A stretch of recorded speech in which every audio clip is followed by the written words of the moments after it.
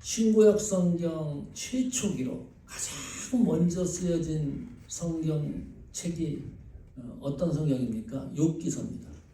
그러니까 창세기보다 앞선 기록이 욥기서예요. 그러면 욥기서의 저자는 누굴까요? 누가 썼을까요? 욥기서를. 저자 미상입니다. 누가 썼는지 모릅니다. 어떤 작가가 썼는지 몰라요.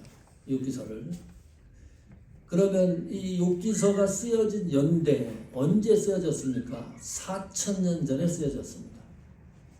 기독교 성경 시각으로 이 세계 지구 나이를 계산해 보면 6000년에서 한 10,000년 사이입니다. 오래된 세월이 아닙니다. 일반 고고학에서는 45억 년 추정하죠. 그렇게 길게 잡은 이유가 진화론 과정 때문입니다. 4000년 전에 쓰여진 이 욥기서, 저자도 모르는 이 작품이 2025년도 오늘 우리는 하나님의 말씀으로 믿고 있다는 것이 기적입니다. 신기하지 않습니까?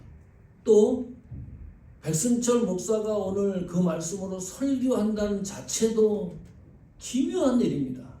그래서 성경은 하나님의 감동으로 기록된 것이 확실하다. 그러지 않고는 이런 일이 일어날 수가 없다. 한 번도 들어본 일이 없어요. 욥은 예수님에 대해서. 그런데 욥기서 특히 19장을 읽어보면 욥이 부활의 신앙을 소유하고 있습니다. 부활을 믿고 있어요. 예수님에 대해서 들어본 적도 없고 만날 일도 없었는 이 욥이 부활 신앙을 소유하고 있다. 놀라운 일입니다. 자, 그러면 이 욥은 고난의 대명사입니다. 이 세상에서 인간이 겪어야 될 고난과 환난의 범위를 훌쩍 넘어섰어요. 한 번도 경험하지 못한 그런 아픔을 겪었던 인물이 욥입니다. 이 욥이 어떻게 부활 신앙을 갖게 됐는지 그 동기가 있습니다. 이 욥은 당대 최고의 부자입니다. 큰 사업을 하고 있었습니다. 자녀가 10명입니다. 아들이 7, 딸이 3명입니다. 그 당시 욥에 대한 평가를 성경은 이렇게 기록을 합니다. 욥기 1장 1절 보십시오. 우스 땅에 욥이라 불리는 사람이 있었는데 그 사람은 온전하고, 잘 보십시오, 정직하여 하나님을 경외하며 악에서 떠난 자더라. 이것이 욥에 대한 평가입니다. 우리가 이제 실수하는 게 있어요. 욥기 1장 1절은 욥이 고난을 받고 난 이후에 하나님이 욥의 신앙을 평가한 겁니까? 아니면 고난을 받기 전에 이미 욥은 이런 사람이라는 내용입니까? 어떤 거죠? 예. 고난 받기 전에 이미 욥은 하나님 앞에 온전했고요. 하나님 앞에 정직했고 하나님을 경외했고요. 악에서 떠난 사람이었습니다. 욥기 1장 8절에 보면 더 기가 막힌 거는 하나님이 인정을 합니다. 어떻게 인정하느냐? 욥과 같은 신앙인을 나는 보지를 못했다. 비교할 수 없다. 이 욥은 하나님이 인정한 사람이에요. 그런데 우리는 실수합니다. 욥이 고난을 당하고 난 이후에 하나님 앞에 복을 받았다고 해석하기도 합니다. 전혀 그렇지 않습니다. 그렇다 그러면 그것이 사실이라 그러면요, 고난을 통과해야지만 복을 받는다. 그렇게 욥의 생애를 이해를 했다 그러면 고난받을 사람 하나도 없습니다. 왜 고난을 당해요? 욥이 이미 당대 최고의 부자입니다. 뭐가 아쉬워가지고 고난을 당합니까? 고난을 당할 이유가 없어요. 그냥 살아도 최고 부자로 사는 거예요. 가족들과 평온하게. 왜 고난을 당합니까? 병원 가서 주사 맞고 침 맞는 것도 힘든데 왜 고난을 당해요? 이미 욥은 하나님 앞에 온전한 사람이었고 하나님 앞에 인정받는 인물이었다. 그런데 고난이 찾아오잖아요. 쓰나미로 몰려옵니다. 욥이 가지고 있던 모든 것을 상실합니다. 하나님이 제로로 만들어요. 순식간에 만들어버립니다. 제로로 만든다는 것보다 더 좋은 해석은 마이너스 100을 만들어버려요. 여기 1장, 2장 한번 쭉 읽어보시면 사업처를 많이 경영을 했어요. 욥이. 한 사업처에서 강도떼들이 몰려 들어갔고 쑥대밭을 만들어 놓고 일하는 종업원도 다 죽여버립니다. 생명을 건진 종업원이 직원이 욥이 회장이니까 와서 보고합니다. 이런 일이 일어났다. 그 사람이 이야기하는 도중에 또 사건이 벌어져요. 이번에는 태풍이 불어가지고 자연재해입니다. 완전히 쑥대밭을 만들어요. 모든 걸 다 잃어버립니다. 사건이 해결이 안 됐는데 또 사건이 일어나고 사건이 해결이 안 됐는데 또 사건이 일어나요. 계속해서요. 해결이 안 됐는데 사건이 계속 일어나요. 결국은 그 사람이 직원이 와서 보고하는 도중에 자녀 10명이 죽는 사건이 일어납니다. 이거 살 수 있습니까 이거? 예? 이런 고난을 겪으면 견딜 수 있을까? 남일처럼 생각할 수밖에 없어요.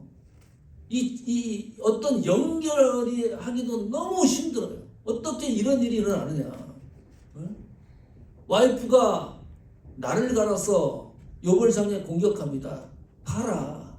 신앙이라는 것이 이거냐? 믿음이라는 것이 이거냐? 아니 하나님이 당신 보고 온전하고 정직하고 하나님을 경외하고 악에서 떠난 자라고 그랬는데 이 무슨 일이냐 이게. 신앙생활 죽도록 해봐야 이게 뭔 일이냐. 가장 가까웠던 친구들도 처음에는 이해를 하다가 도저히 분석이 안 되니까요. 이해가 안 되는 겁니다. 어떤 생각을 하느냐. 이런 생각을 해요. 이거 분명히 욥은 어떤 죄를 지은 게 틀림없다. 하나님 앞에. 그 죄값을 치르는 거다. 결론이 거기에 모아지는 겁니다.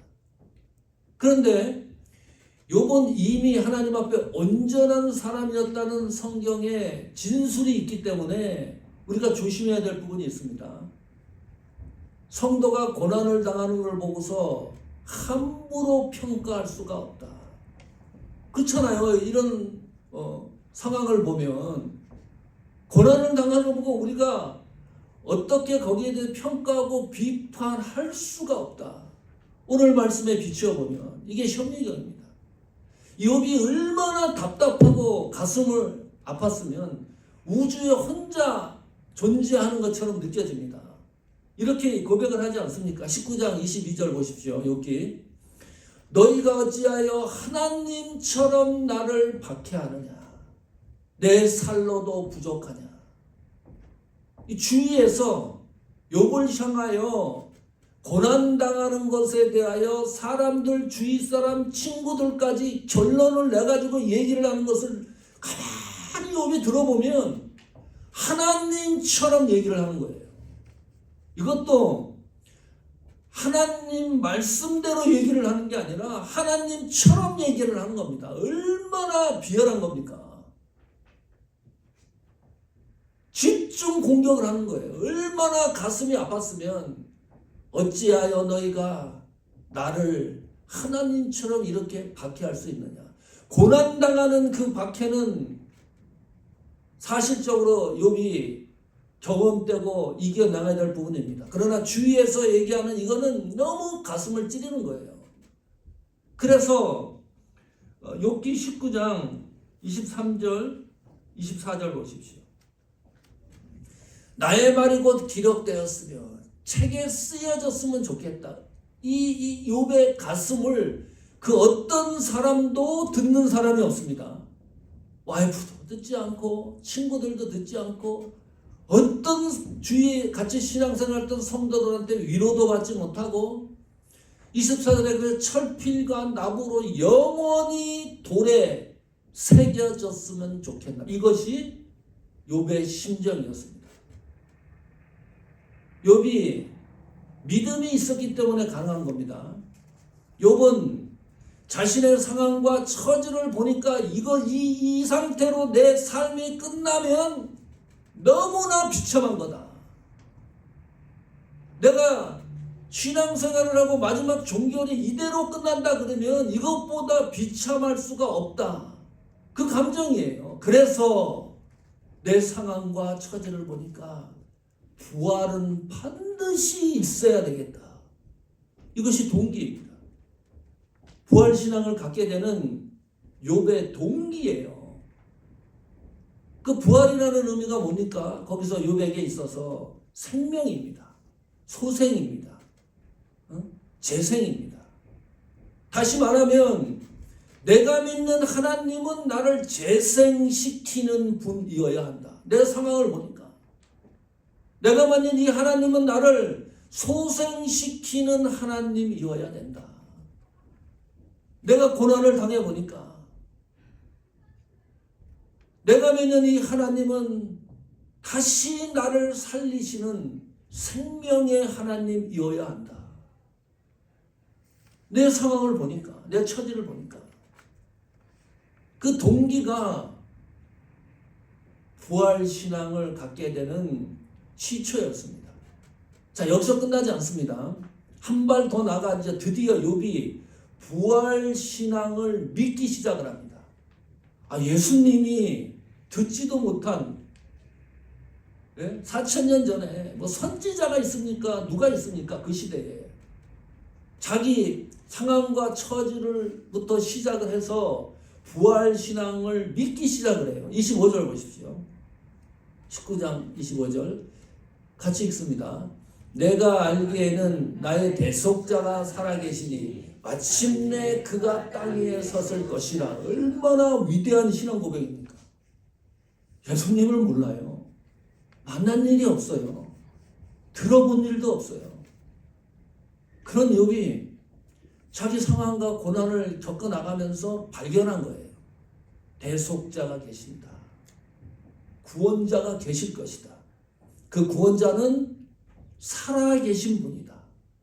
그 구원자는 반드시 이 땅에 오실 분이다. 예수님이 오신다고 하는 그 사실까지 믿음으로 시인해 버립니다. 여기 아주 중요한 문장이 있습니다. 내가 알기에는. 영어 성경에 I know. 뭐 간단한 것 같은데요. 나는 안다. 확신입니다.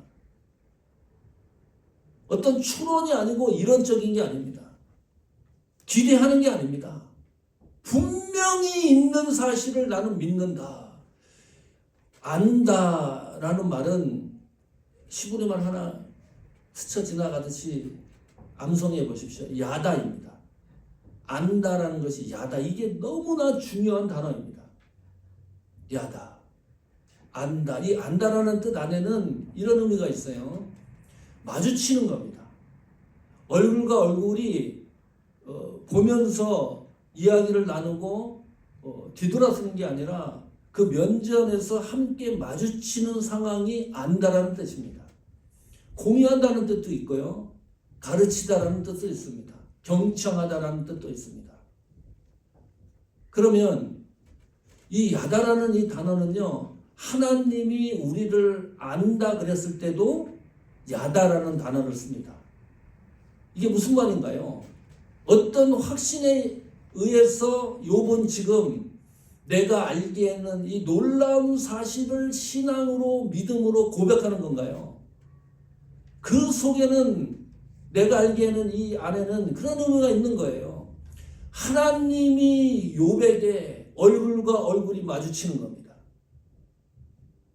그래서 이 사실을 알기 시작을 하는 거예요. 하나님이 말씀하시는 것을 통해서 욥이 경청했다. 하나님의 뜻과 생각을 욥이 그대로 가지고 와서 그것을 공유했다. 하나님 뜻대로 살려고 애를 썼다. 그 말이에요. 하나님이 가르치는 것을 하나라도 놓치지 않았다. 그것이 뭡니까? 믿음이에요. 누가 믿음을 형성하는 겁니까? 하나님이.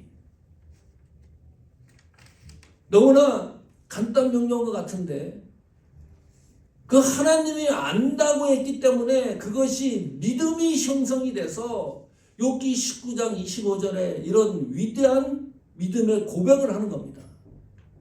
내가 알기에는 대속자가 있다. 살아계신 분이고 이 땅 위에 서실 것이라. 하나님이 역사하지 않으면 부활을 믿을 수가 없습니다. 추론할 수 있고 기대할 수는 있는데요. 여러분이 지금 예수 그리스도의 부활을 내가 믿고 있다는 이 사실은 하나님이 나를 알고 있다는 증거입니다. 그 알고 있다는 증거가 부활 신앙을 믿게 하는 원동력, 통로입니다. 지금 욥이 그것을 고백하고 있다. 부활은 믿음이 없이는 부활을 믿을 수가 없습니다. 이 욥이 말하는 이 대속자, 구속자는 이 땅에 오셔가지고 이론적인 사람이 아니고 철학자도 아니고 구원하시기 위하여 이 땅에 오신 분이라는 거예요. 살아계신 분이다. 내가 믿는 그 구속자는 죽는 분이 아니고 2000년 전에 죽은 분이 아니고 지금도 살아계신 분이다. 얼마나 놀라운 믿음의 고백입니까?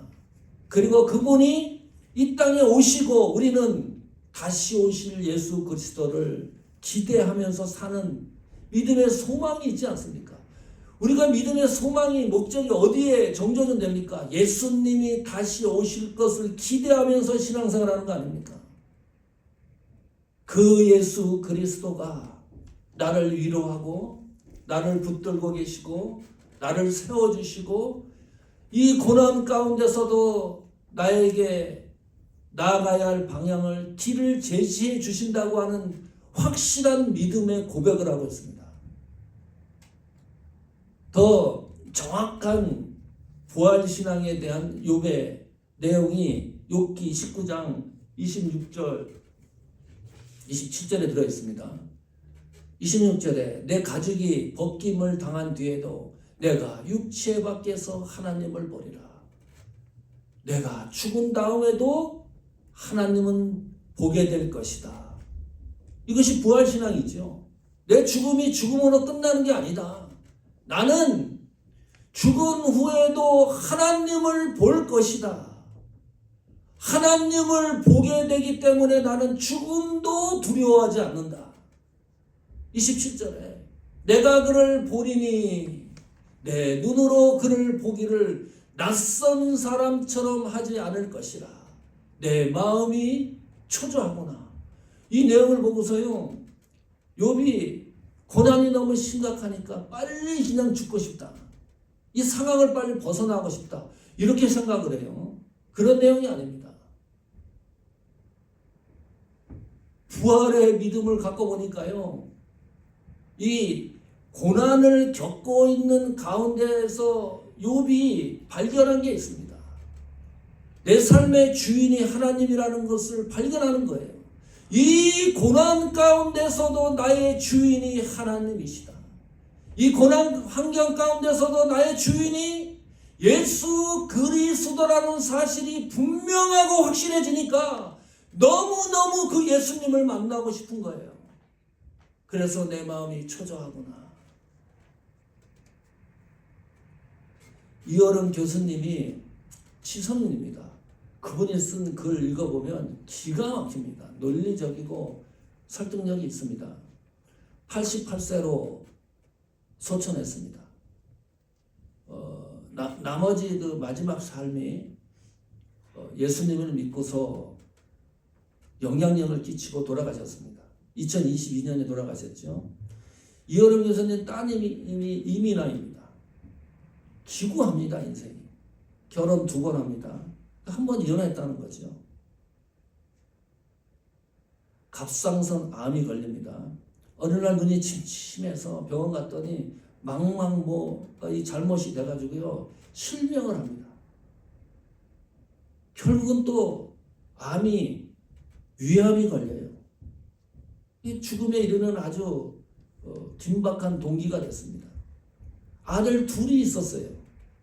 첫째 아이가요, 감기 증상이 있었는데 19일 만에 죽습니다. 살 수 있습니까? 둘째 아이가 있는데요. 자폐합니다. 와, 기구합니다. 그러면서 신앙을 갖게 되고 땅에서 하늘처럼 이런 책을 썼습니다. 자기의 삶을 쫙 정리를 해놨어요. 이런 얘기를 해요. 이런 고백을 합니다. 아들이 죽고 나서 이 이미나 따님이 삶의 방향을 완전히 바꿔버립니다. 목회자가 됩니다. 그리고 아들을 생각했어요. 청소년 사역에 자기의 모든 삶을 드리고 53세에 소천하지 않습니까? 젊은 나이에. 아버지 이현영 교수가 그걸 보고 얼마나 가슴이 아팠겠습니까? 놀라운 일은 실명이 되고 나서 그때부터 이현영 교수가 예수를 믿기 시작했다는 거예요. 참 묘합니다. 하나님이 하시는 일이. 그래서 기도에 이런 얘기를 해요. 자기가 이제 위암에 걸려서 죽음 직전에 이제 이르는데 이게 뭔 일이냐 도대체. 너무 그 죽음이 기쁘고 감동이 있고 감격이 있다는 거예요. 죽어가는데 암으로. 그러면서 십자가 사건은 종교적인 것이 결코 아니다. 관념적인 것이 아니다. 이 십자가의 사건은 실제적인 것이다. 그런 고백을 해요. 성도 여러분, 우리가 매년마다 부활절 예배를 드립니다. 부활하신 예수 그리스도가 나에게 어떤 영향력을 주고 있습니까? 그 부활하신 예수 그리스도가 나의 삶에 어떤 동기를 주고 있습니까? 여러분은 부활하신 예수 그리스도를 통해서 나의 삶과 신앙을 어떤 문장으로 고백할 수가 있습니까? 곰곰이 생각해 보십시오. 부활은 죽음을 두려워하지 않습니다.